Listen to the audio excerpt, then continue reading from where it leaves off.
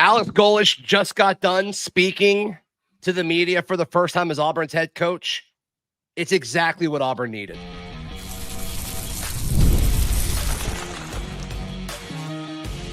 You are Locked On Auburn, your daily podcast on the Auburn Tigers. Part of the Locked On Podcast Network, your team every day.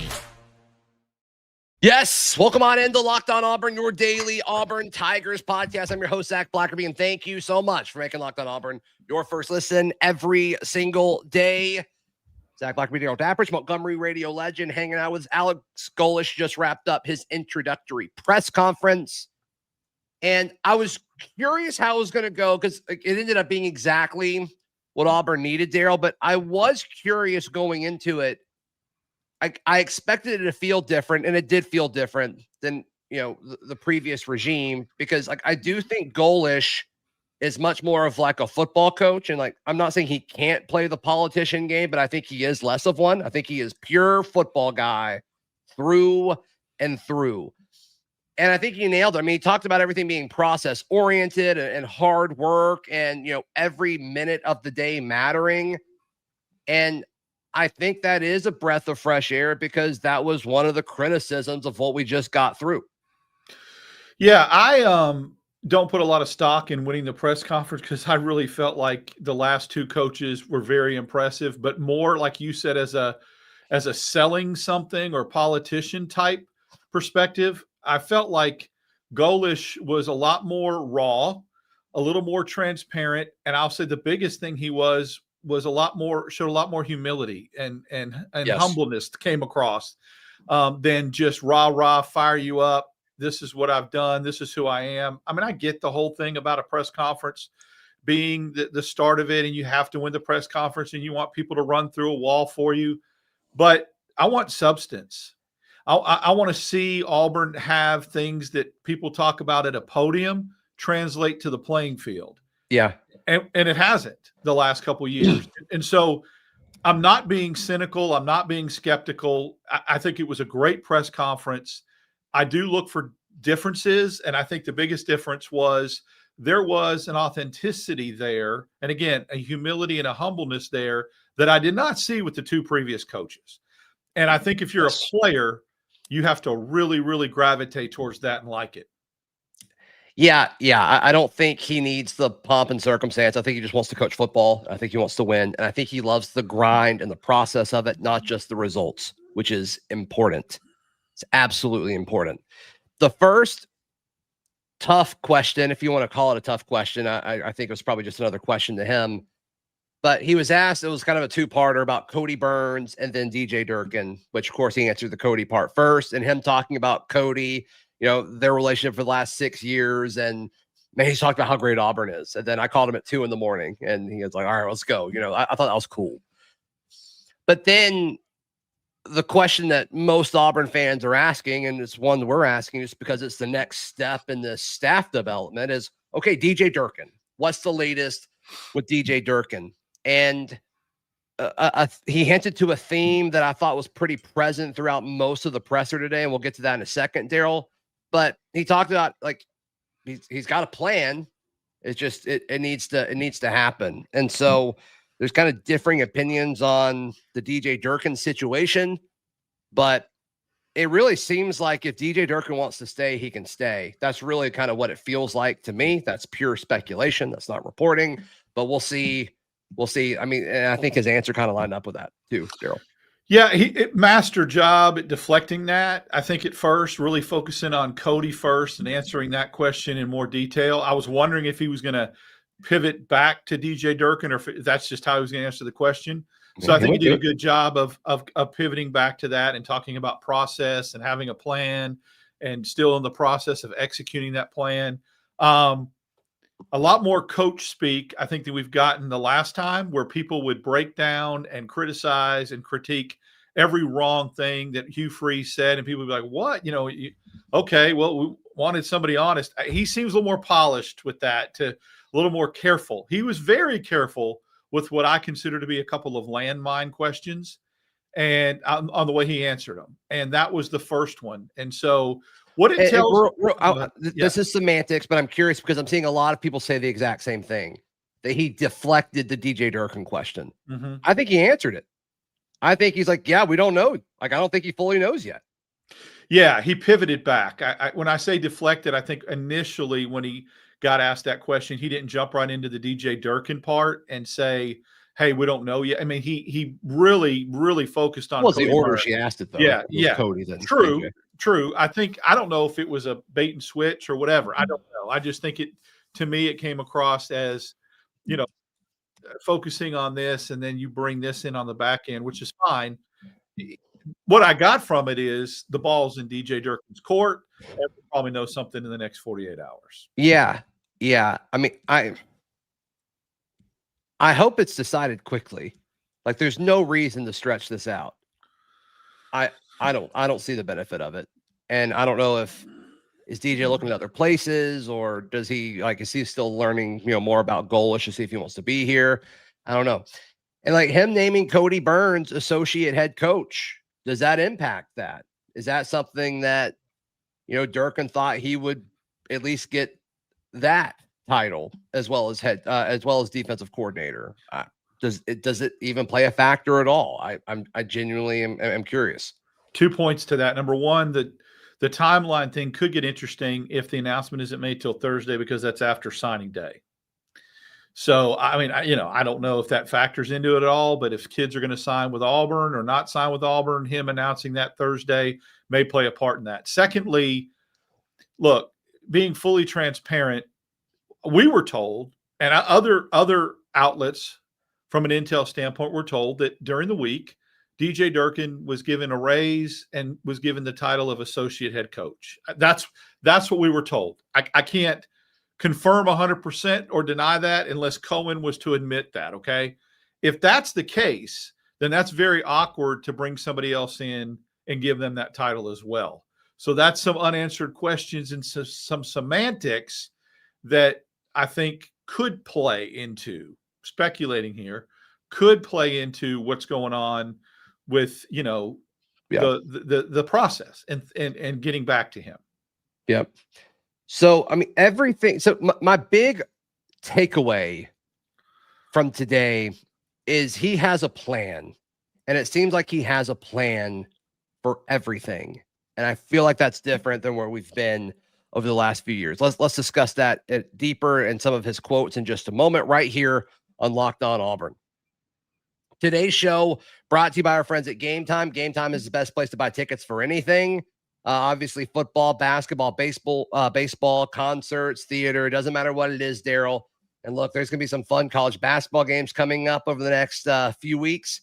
Game Time can get you in on the action. Download the Game Time app today. Create an account. Use code LOCKEDONCollege for $20 off your first purchase. Again, download the app, make an account. Use code LOCKEDONCollege for $20 off. Swipe, tap, ticket, go. Download Game Time today. Today's show also brought to you by our friends at Omaha Steaks. Omaha Steaks knows, hey, it's Christmas. And if there's ever something or somebody in your life that you don't know what to get them a box of Omaha Steaks. They've got all of these different things that you can put in there. Mm-hmm. And I've done this for years, even when Omaha Steaks was not a sponsor, Daryl. It's like, if there's anybody in your life, like I hear all the time, like people don't know what to get their dad or whatever, get them this and they will love it. I promise. Before they even became a sponsor of your show, our company sends them out to our best customers. And we do this like variety pack where they put, all kind, and they put twice baked potatoes in there. Heck, they even put dessert in there. And some of the best fillets you'll ever eat, period. Yep. Save big on unforgettable gifts with Omaha Steaks. Visit omahasteaks.com for 50% off site-wide, an extra 20% off select favorites during their cyber sale that's going on this week, and an additional $35 off if you use promo code COLLEGE at checkout. omahasteaks.com, use promo code COLLEGE at checkout. Thank you so much for making Locked On Auburn your first listen every single day. It's very clear that he has a plan. And I talked about that in this morning's Locked On Auburn that went up. Like, he flew up here from Tampa with staffers. We sent the plane back to get more staffers. We got, sounds like we sent guys down there to come back for this. Like, he's got it all laid out.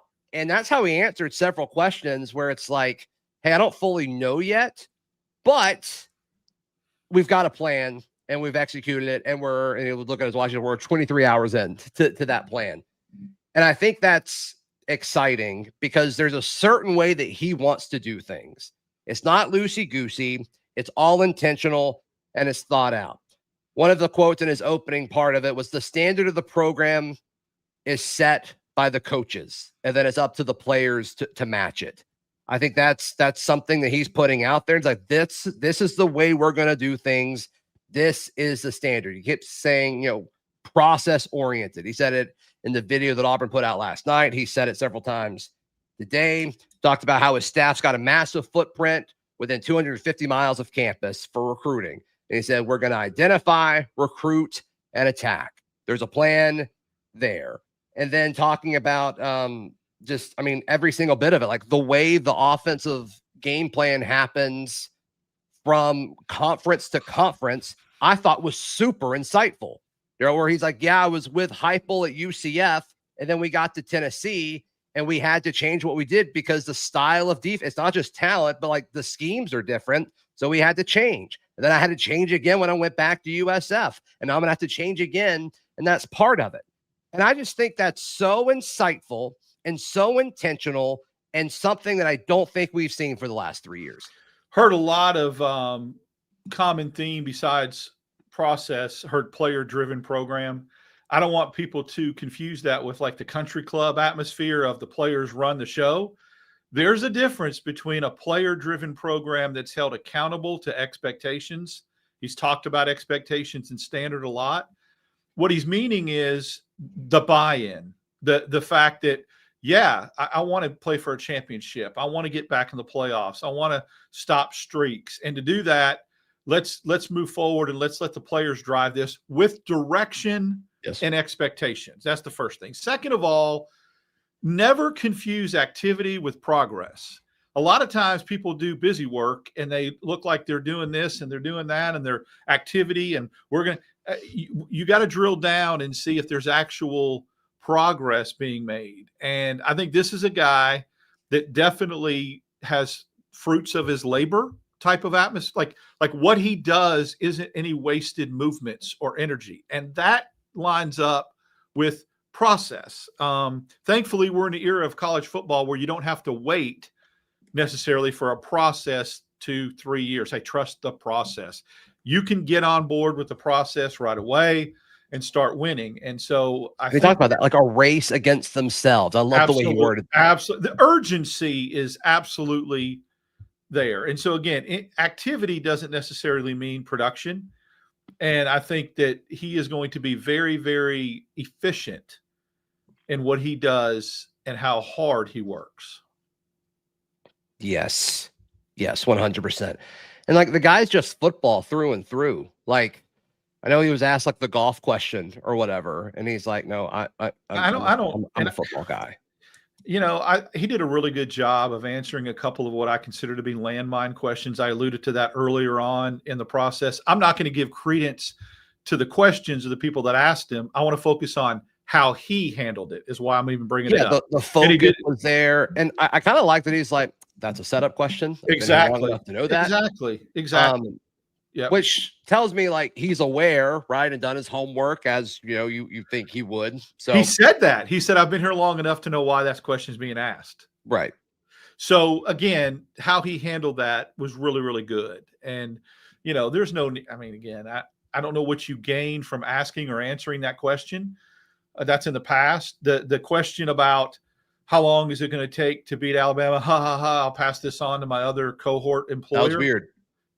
He handled that well. He just sat there and watched. He's like, "Okay, just ask me the question. Like, what do you want me to say?" The stare down was great. It was here's what I took from it. I'm not here for silliness, nonsense, and people trying to be cute. We're let's take this serious. This is like, did y'all not just hear me? I said every minute counts, and every minute counts, and we're about serious. We're on business. We stand on business. So yeah, let's have fun. Yeah, but we don't need clown shows. Right. And he kind of stared like, why, I don't get, but he did a very good job in navigating that, in my opinion. Yeah. I love the comment. He was asked about the Iron Bowl or rivalries. And it's like the hair stood up on my arm just thinking about the Iron Bowl. And he was like pausing, thinking about like, man, that's what it's all about. I can't wait. He got That's what it's emotional. all about. He got emotional a couple times. He has no tie to an Iron Bowl. No, he loves football at its purest form, and that's what rivalries are. I want to tell you something, though. If you coach at Tennessee, there's no love lost for Alabama. That's fair. So the hatred or the rivalry part of that, he knows. He gets it honestly, right? Tennessee, remember, how long had Tennessee gone before they beat them with him as the offensive coordinator that year, which was a really big – when they rushed the field and all that. So he knows it. He gets it. It's palpable. And that's where I think it stems from. Mm-hmm. And I also think he loves coaching in big games. And he said that. He said, if you're a competitor, I know that a couple people have said to me they want somebody, an alpha, walking on the sideline that'll do what he did to Tom Herman after the game with the handshake. I love that. I'm sorry, it's how I'm wired. It's a fault of mine, and I wish I wasn't so emotional about stuff sometimes. But there are times where emotion is the only way to get your point across. And sometimes for a long time, Zach, I have felt like Auburn has just sat there and took it. Right. It's coaches, it's staff. Ha ha, you want to come after me in a tweet? Oh, I won't respond. I'll take the high road. I won't say anything back. I won't go after somebody's in a presser or on the field or a referee that screwed us 4 times this year. I'm talking like if I'm a coach. I want somebody that's going to push back, and I don't care if it is offensive to a certain extent, if it is raw. Enough is enough. Correct. Of being a beta. Yep. No, this guy ain't taking it from anybody, which is good and needed. And the players are going to respond to that. I mean, it's clear that players adapt to the personality of their head coach. Do you subscribe to the theory that sometimes that stuff happens to you because people know that they're allowed to get away with it? Coaches, referees, whatever. I'm just saying, I don't want to go on a tangent, but to a certain point, if you don't push back, it's going to keep happening, I think. Yeah. I mean, that's how you stand up to bullies, right? Is the bully only bullies people who they know aren't going to fight back, right? Yep. So, yeah, 100%. So, all in all, I was pretty impressed with it. I'm trying to see if I wrote anything else down that stood out to me. I love that when he finished the prepared notes, which was very short, because I don't think this is his thing. I don't think he cares about prepared statements and things like that. He's just like, War Damn Eagle, let's rock. He kept saying, let's rock. I also get the sense, that's exactly right. I also get the sense, and gosh, I hope I'm not reading too much into it, because like I said, I was impressed by previous press conferences. I also get the sense that rather than it being an entitlement to him being here or a God-given right, it's an honor and a privilege for him to be here. And I did not get that in the previous 2 hires, if I'm being perfectly honest with you. Mm-hmm. Yep. So I think the next question is, I think a lot of it's in DJ Durkin's hands. And then obviously people are going to want to know about Deuce. He just coached a good quarterback who has 1 year left of eligibility. I think that's going to be interesting as well. I think it's going to be very, very interesting. Yeah. I mean, if he enters the portal and he wants him, which I don't know why he wouldn't. If he enters the portal, I would expect it to be with a do not contact tag. Yep. And he would join us here. Yes. Yep. Yeah. And does that happen?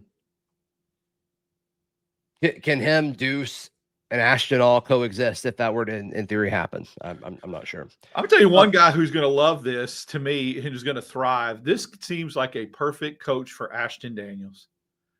You talk about a buy-in, humbleness, humility, team first, all that. Yeah. That's a marriage made in heaven to me. Yeah, possibly so. I can't see him going anywhere. Yeah, and then other notes, Kenyatta Watson. Looks like he's at Boston College, which he's a BC alum, so he is heading home. So we'll see if that impacts player retention at all. Some people are reacting really heavily to that. Some people are saying it's not a big deal. The truth is probably somewhere in the middle. I do think it has an impact. I don't think it's the end of the world. So my goal for 2026 and for this show and for this upcoming football season, through recruiting, portal, everything, is to try and not to overreact, because I have in the past, good and bad, and it's just not so hard though when something ends and we're like, all right, ready to go live. I It's know, so tough. I know. And so you watch it back the next morning. I'm like, probably shouldn't have gone that in with it, but that's okay. Yeah, that's right. That's right. Daryl, how can people check out everything you've got going on? Busy week. Follow me on socials. We'll have some content up Wednesdays and Friday. And then obviously the live basketball Saturday. That's right. Please like the video. Please subscribe. We'll see you next time. This has been Locked on Auburn.